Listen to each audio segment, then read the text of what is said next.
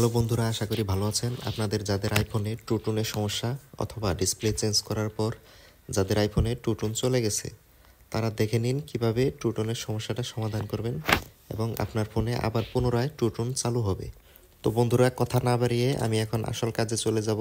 তো অনেকের ফোনে ডিসপ্লে চেঞ্জ করার পর দেখা যায় যে ফেস আইডি আর ট্রুটোন থাকে না, কিন্তু ডিসপ্লে চেঞ্জ করার পরও এই পদ্ধতিটি অনুসরণ করলে আপনারা ট্রুটোন ফিরিয়ে আনতে পারবেন। আমি প্রথমে চলে যাব সেটিং থেকে যাব জেনারেল থেকে যাব হচ্ছে আপনার অ্যাবাউটে। তো বন্ধুরা, জেনারেল থেকে অ্যাবাউটে যাওয়ার পর দেখেন একটা জিনিস দেখাই, এখানে লেখা আছে পার্টস অ্যান্ড সার্ভিস হিস্টোরি। তো বন্ধুরা, এইখানে ক্লিক করলাম। ক্লিক করার পর দেখেন এখানে আমার ফোনের কি কি চেঞ্জ আছে সব কিছু দেখাচ্ছে। ব্যাটারি চেঞ্জ, ডিসপ্লে চেঞ্জ, দেখেন আমার ফোনের ডিসপ্লে কিন্তু চেঞ্জ, আননোন পার্ট দেখাচ্ছে। তো তার মানে আমার ফোনের ডিসপ্লে চেঞ্জ, এর জন্য আমার ফোনে ফেস আইডি নেই। কিন্তু বন্ধুরা, ডিসপ্লে চেঞ্জ হওয়ার পরেও আপনারা দেখতে পাচ্ছেন আমার ফোনে টুটুন কিন্তু ঠিকই আছে। দেখেন টুটুন ঠিকই আছে, টুটুন অন আছে।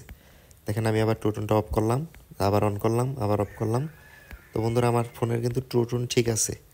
কিন্তু কিভাবে টুটুনটা ঠিক আছে এটা আমি আপনাদেরকে দেখাবো কিভাবে আমার টুটুনটা ঠিক করেছি।